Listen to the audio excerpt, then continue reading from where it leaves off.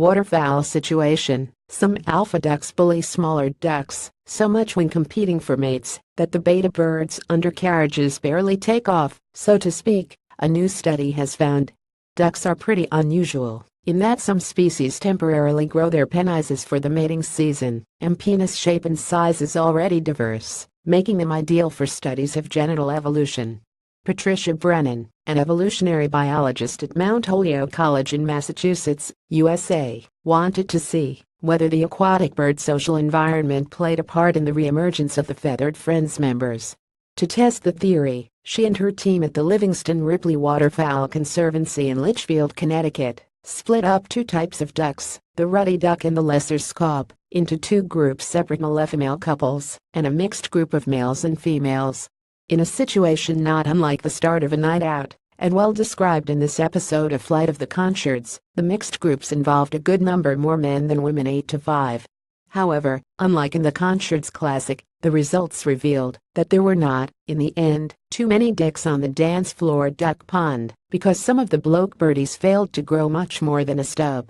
Things were fairly straightforward in the groups of lesser scaup ducks. Those in a mixed group grew bigger penises, while the penises in the happy couples remained normal. But a more complicated situation, which saw some ducks fail to grow anything more than a nub, arose or didn't, in the ruddy duck group.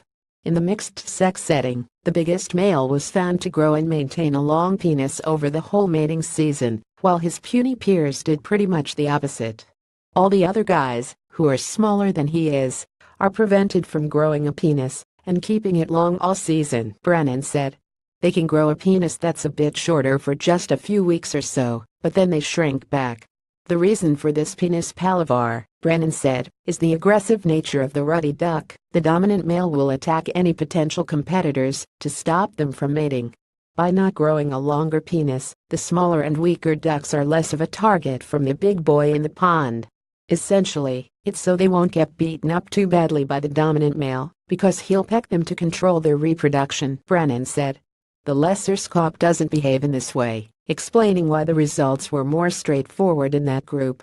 Brennan's study, published on Wednesday, looked at the groups of ducks over 2 years.